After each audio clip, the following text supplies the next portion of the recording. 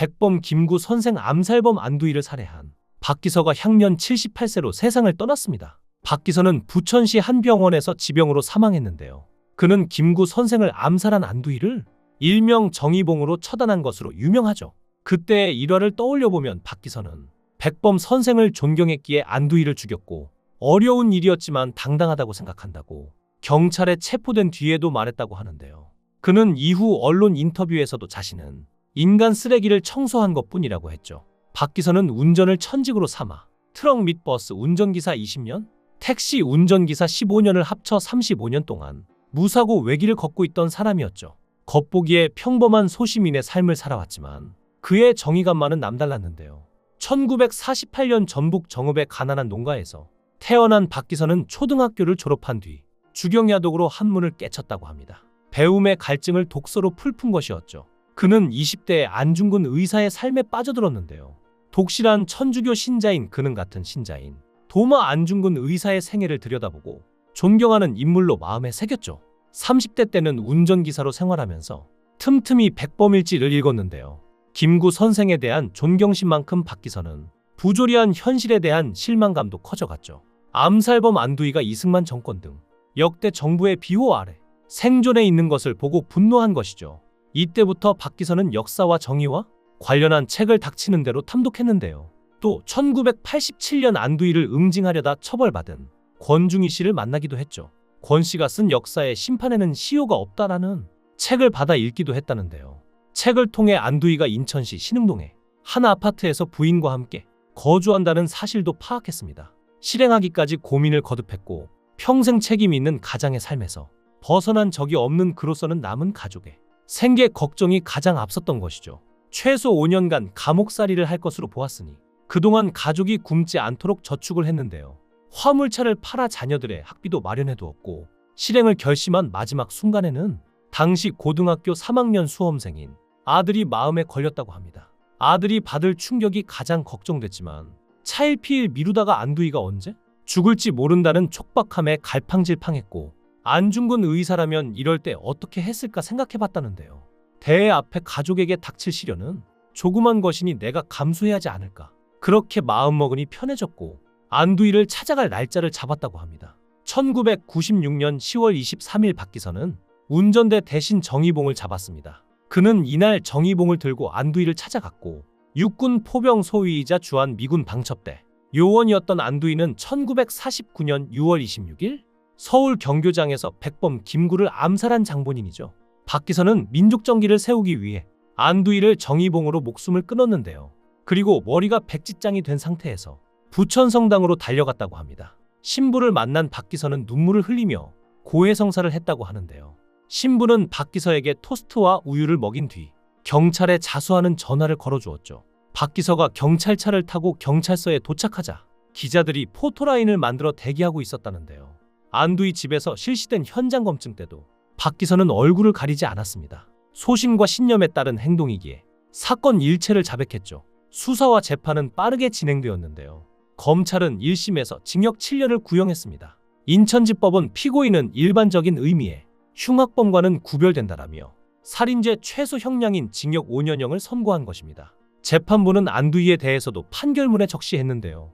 안두희는 김구 선생을 암살하고도 1949년 8월 극형에 처해질 것이라는 일반적인 예상과 달리 종신형을 선고받고 석 달 만에 징역 15년으로 감형되었다. 1950년 6월 27일 잔형 집행정지 처분을 받고 다시 군에 복귀하여 소령으로 진급함과 동시에 예편하여 군납회사를 운영하는 등 특별 대우를 받았다. 당시 특정 정치 세력의 비호를 받는다는 의혹이 있었고 그 진상을 규명해야 한다는 주장이 제기되었으나 혼란스러운 시대 상황 속에 진상이 제대로 규명되지 않았다. 안두희는 단독 범행이라 주장하며 비호 세력에 대해서는 함구로 일관해왔기 때문에 김구 암살 범행에 대한 역사적인 진실이 밝혀지지 않는 등 안두희에 대한 일반 국민들의 분노가 상당한 것도 사실이다.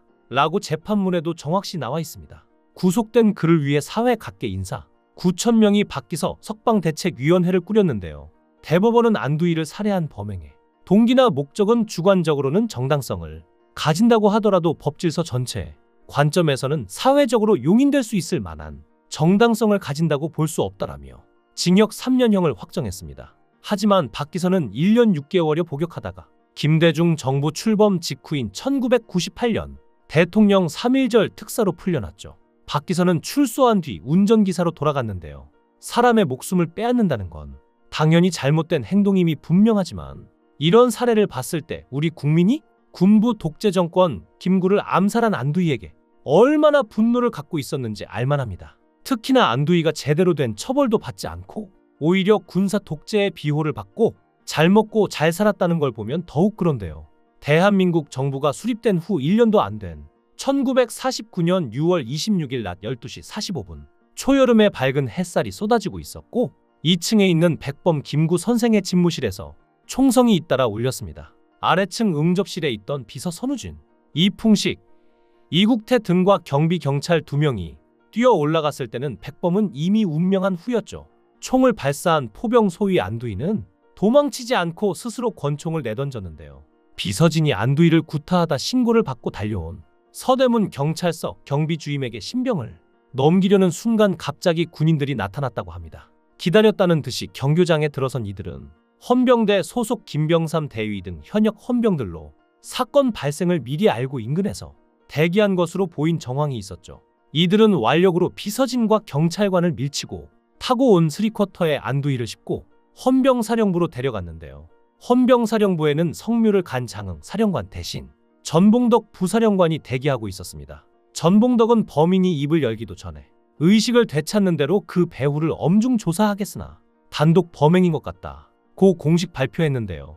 이어 이승만 대통령이나 최병덕 육군 참모총장 등도 단독 범행, 군과 무관, 한독당 4분 등을 들먹이며 화살을 돌리는데 급급했습니다. 다음 날 안두희가 특무대로 이송되자 기다리고 있던 김창룡 특무대장은 커피를 제공하고 경어를 쓰는 등 안두희를 극진히 대접했는데요.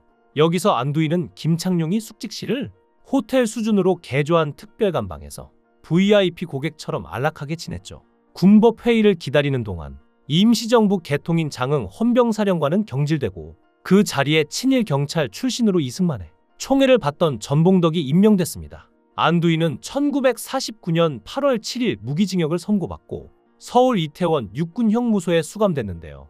여기서도 특별대우를 받으며 특별감방에서 유유자적하게 수용 생활을 보냈죠. 그러다 이해 11월에 15년으로 다음해 3월에는 다시 10년형으로 감형됐습니다. 정말이지 유례 없는 특혜였죠. 또한 1950년 6월 25일 한국전쟁이 터지고 이 혼란의 와중에 안두희는 누군가의 도움으로 피난길에 올랐는데요.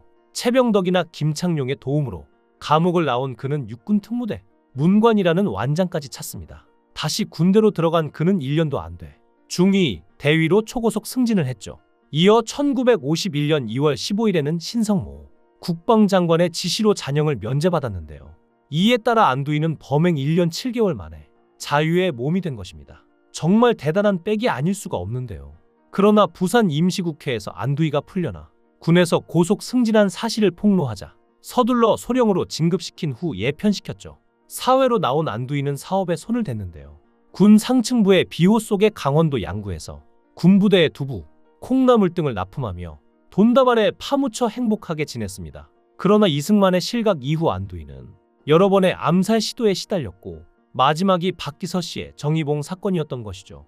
상식적으로는 당연히 잘못된 일이지만 당시 국민 대다수가 김구를 살해한 안두희가 제대로 처벌받지 못한 것에 얼마나 분노했는지 알 수 있는 사건이었습니다. 이제 그 사건의 당사자도 저 멀리 떠났는데요. 역사의 뒤편에서 잘 쉬길 바라겠습니다. 삼가 고인의 명복을 빕니다.